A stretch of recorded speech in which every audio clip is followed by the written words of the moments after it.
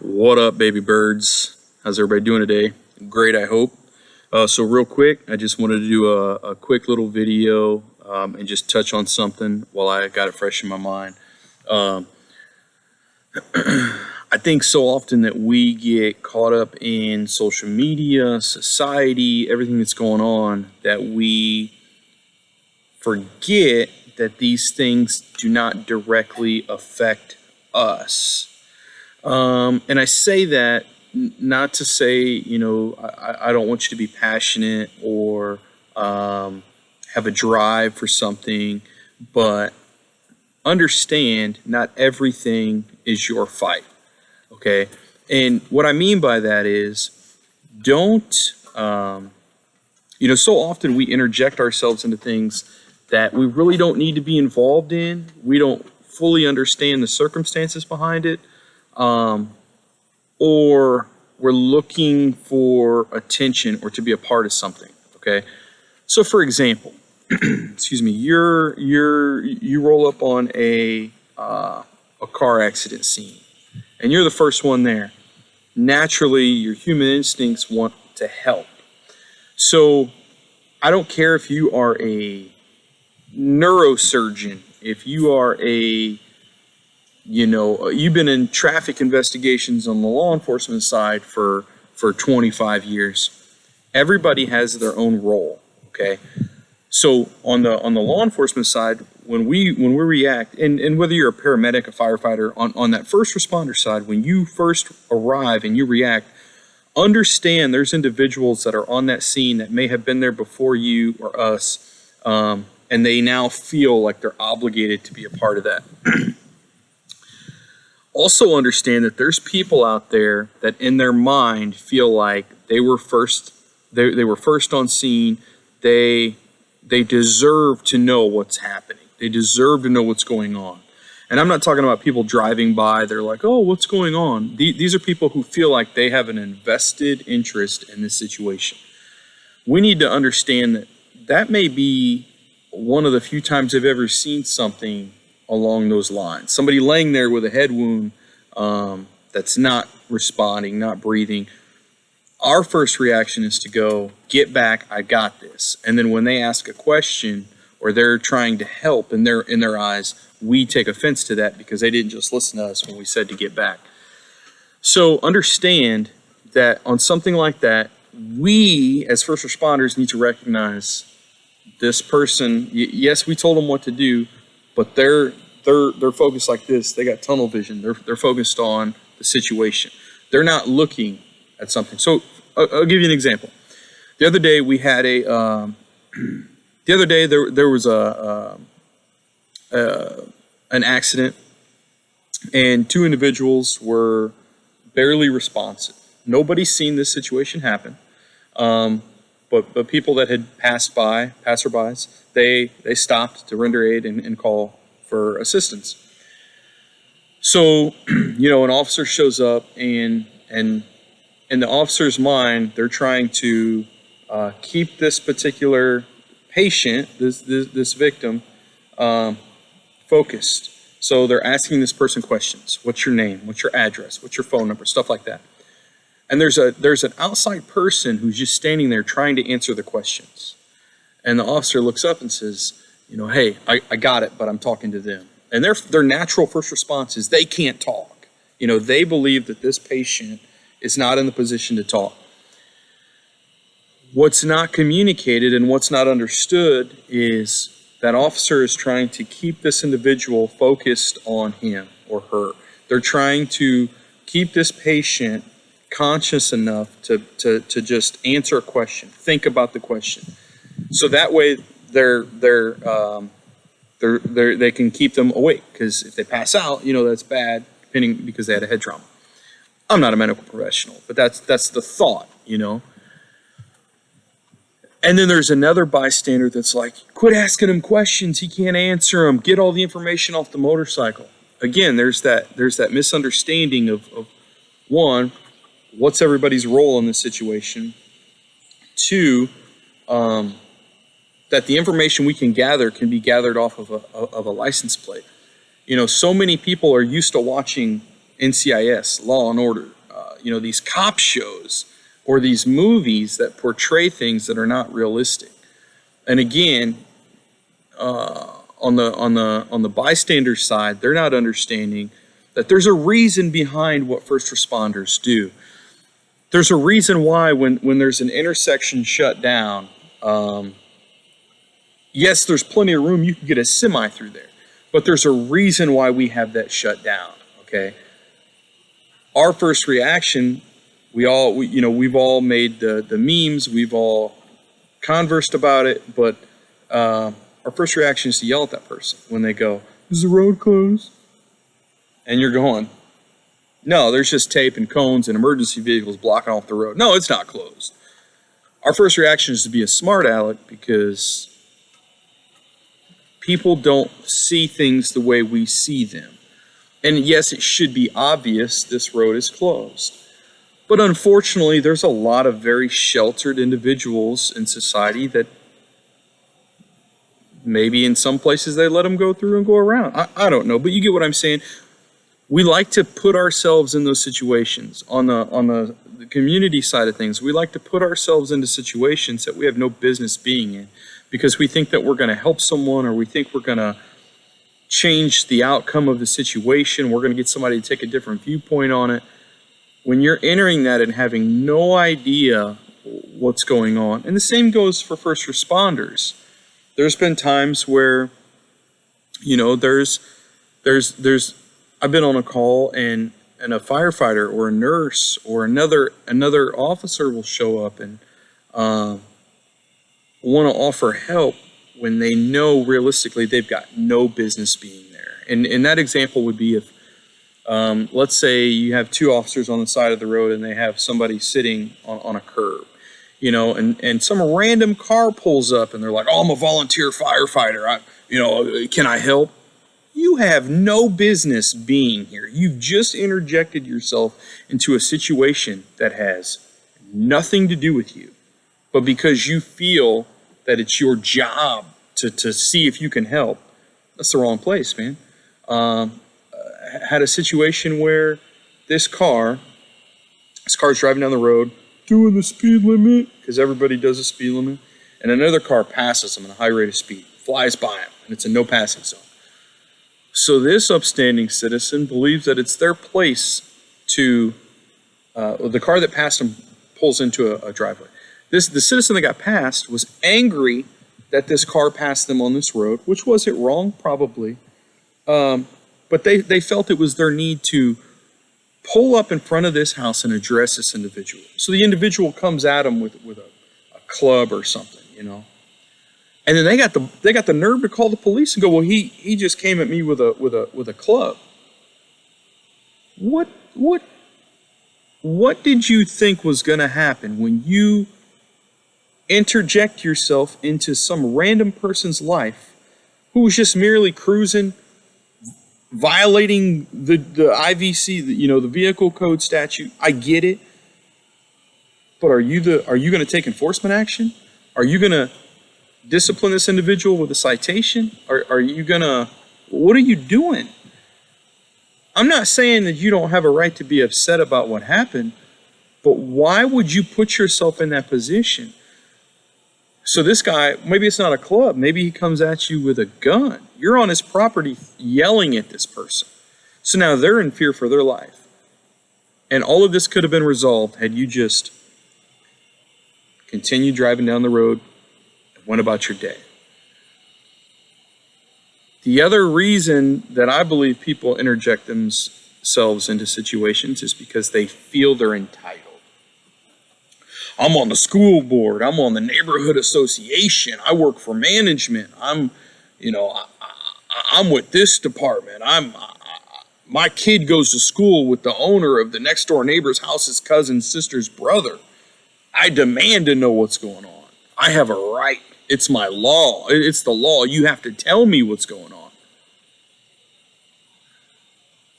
Listen, when things like that happen, you have no idea what's going through that first responder's mind. You don't know what the call's about, what they just witnessed, what they just had happen to them.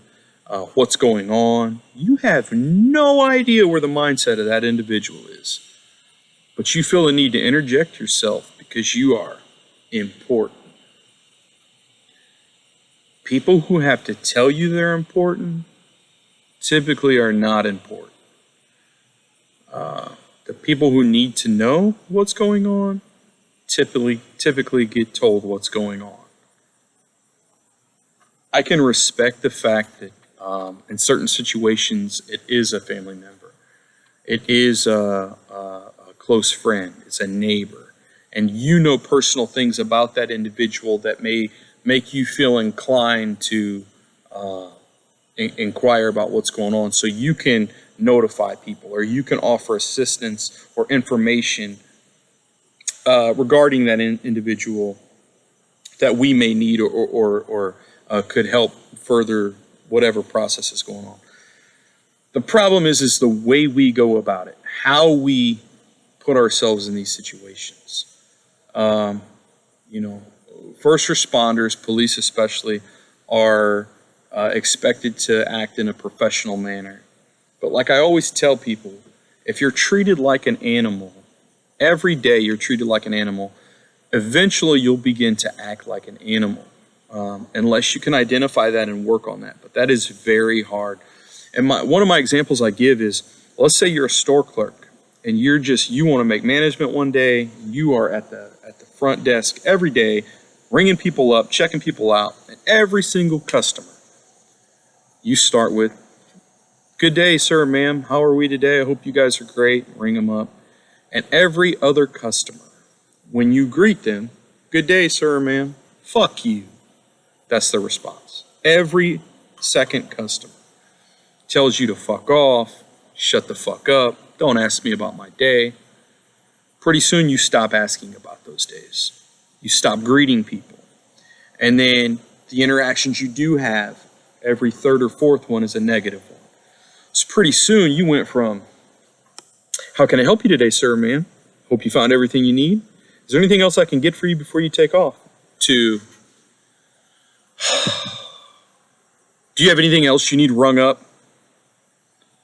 And unless you can identify that you're changing, you become one of those aggressive, unpleasant people. And a lot of times, like, that's how I was all the time. And it carries over to your family, that carries over to your other relationships. And so until you can identify that, it takes a toll. So think about that. You've got a first responder or anybody. You've got somebody who's in a situation, and you feel the need to interject yourself into that situation. Now we've got a situation going on that you don't really need to be a part of right now, probably. The individual that you're communicating with to interject yourself into this situation has already had a long day. They've also been struggling with being beaten down verbally and emotionally over the course of their career. So now they're just in one of those, "I got 3 more hours left of this shift." That's their mindset. And then here comes John Q. Public. "You need to tell me what's going on." Now a professional is going to go, "Bless his heart, Jesus. Sir, right now I need you to step back over here. I'll explain everything when I get the chance. I don't have the ability to do that right now, and it's not my place to tell you what's going on. So if you wouldn't mind just hanging out over here for me. You can hang out all you want, take pictures and videos. Just please don't interject yourself into the situation." Well, what you get is, "Sir, you need to get the fuck off of my scene. You're not going to talk to me like that. I'm a supervisor." "No, you're going to get back, get the hell away from here. I'm not telling you again." Next thing you know, you're placing somebody in handcuffs because they're interfering with whatever's going on. And it's all because of our mindset, and we're not recognizing where our mind is. And that's on the responder side and the community side. We could sit here all day and go on about that, but we tend to put ourselves in situations that we don't necessarily need to be in. I mean, if you feel that strongly that you need to know what's going on, go get on Facebook. In 3 minutes, you're going to find out what's happening. Go get on social media. Go watch the news.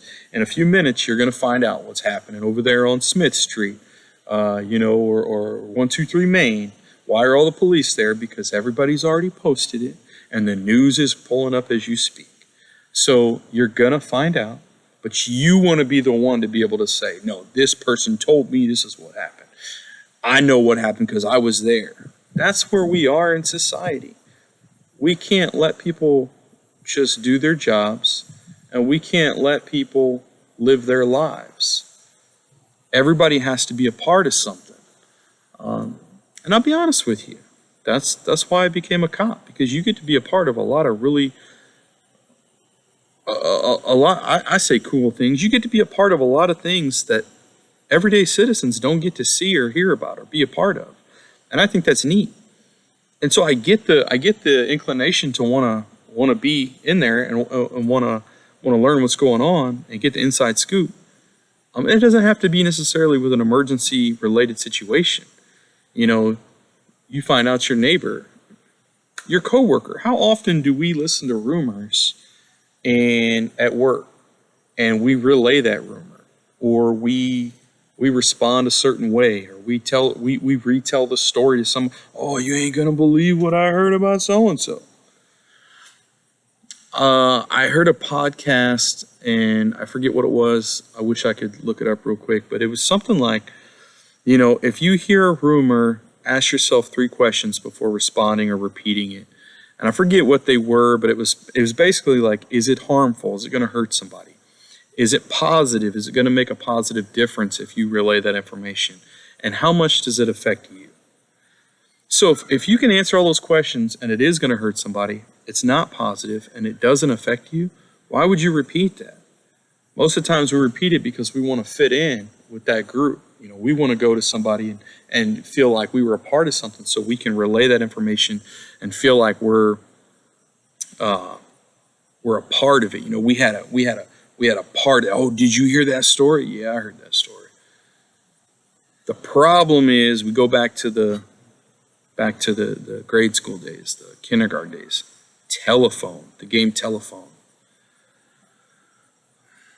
Somebody came to me the other day. Oh, did you see what such and such posted? Look at this. Oh, didn't even read the context behind it. It was a joke that got posted, but it got ran with like it was a legit rumor, like it was a legit situation. So you get to work and, oh, did you hear Sally Joe? You hear what she was photocopying earlier today? Did you see that? She's not allowed to have that in the office. Well, turns out she is allowed to have it, and she's working on a project that management told her, utilize this specific topic. And so she's making photographs of it. Some little weasel over here seen it, has no idea what's going on, and just runs with it. So now everybody thinks little Sally Jane, is over here on some bullshit. And then they create rumors, and it's just, we interject ourselves into other people's lives or other people's situations because we feel like we're either entitled or we need to. But we fail to recognize what consequences that brings. Got my man over here going to town. Get it? He's interjecting himself into that sun as we speak, baby. So just think about that the next time you come across a situation and you see something that you feel like, man, can I help? If you see somebody in legitimate distress and you feel like you have something to offer, see what you can do. But if there's 25 people on scene and 15 of them are standing around talking, there ain't nothing you can do. There ain't no help you can offer. Go check out social media or the local news. You'll find out what happened. On the first responder side, let's think before we react. Let's try to take a breath. Sir, right now this isn't the time. I can't really discuss it right now. Clearly, it was an accident. I'm sure, if somebody wants you to know what happened, maybe we can get with you in a little while. But for right now, I need you to either take off or go over that way, please. I can't have you right here. Thank you. Have a good day. Just take a breath, and it's so hard because I'm the first one to be like, man, are you fucking stupid? Does it look like I need help? There's fucking 6 of us over here standing here talking and laughing about some shit. Does it look like we need help? Get your dumb ass over there. I ain't got time for this shit. And then turn around as I'm walking away, stupid motherfucker. What the fuck is wrong with these people? Then I'm in the captain's office going, yeah, I fucked up. So let's think about that. Let's take a break and think about it. So I just kind of wanted to put that in people's minds. I probably didn't get a whole lot across. This is just off the top of my head.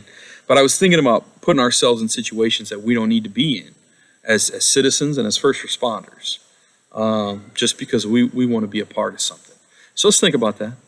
And let's think about how we're going to react. Think of, as a citizen, if a cop or first firefighter or paramedic, somebody who's official, tells you, hey, not right now, can you go hang out over there for me?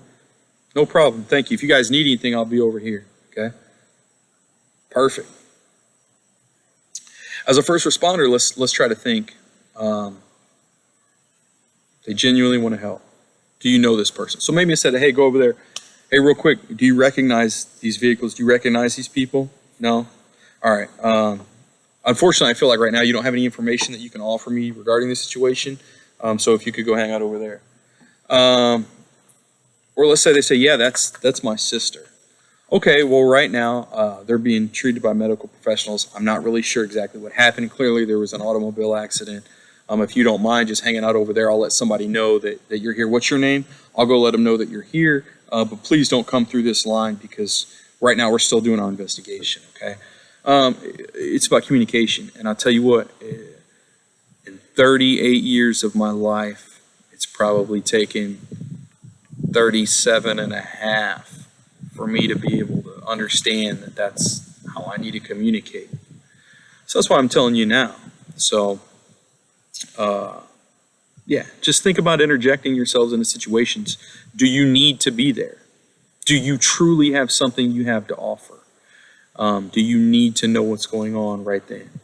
So think about that the next time you come across something or you're dealing with something, somebody comes up to you. And just so you guys are aware, my next video that I put out, I'm going to try to do something in a couple of days where I want to talk about reacting versus responding. So our reactions versus responses, kind of what that looks like, what that will feel like, how it should be expressed, or how it could be expressed on both sides of the aisle, policing and in the community, so we can get a better understanding of why the police do things, because we've got a order of procedures that we do. We have a way of working. Just like I'm not going to come into your local restaurant and tell you how you're supposed to layer my salad or how you're supposed to layer my burger. I'm going to eat that motherfucker. You know what you're doing. You're the professional sandwich maker. I'm going to let you make that joint and I'm going to tear it up. So don't come into my job and tell me how I'm supposed to lay out the crime scene tape or how I'm supposed to position my vehicle or how I'm supposed to get you to stop. I have a reason for doing what I'm doing. Respect that, okay? So that's what we're going to touch on when my next video. And I'd love to hear some comments from you guys. Love to hear some feedback, some more suggestions on topics. I look forward to getting this squared away because I got a gentleman who, a citizen who's from the streets and has had some run-ins with the law. And he's got a different view on the police now. You know, he kind of struggles back and forth between both sides of anti and acceptance. So I look forward to talking with him a little bit and having him on, and I think you guys are going to really enjoy it. I hope that the things that I talk about get you to look at things in a different way, not just in policing, fire, EMS, but also any other profession, and just as a citizen in the community. I hope it gets you to really look at things a different way. And that's all I really want to do. So have a great day. I'm going to go in here and get ready for work. If you guys see me, say what's up, drop me a line, and let me know how things are going. Let me know what you guys want to talk about or what you guys want to hear me talk about, all right? Appreciate it. As always, if you guys have the ability to be nice to somebody, do something kind, even if it's to yourself. Have a good day. Peace and love. Deuces.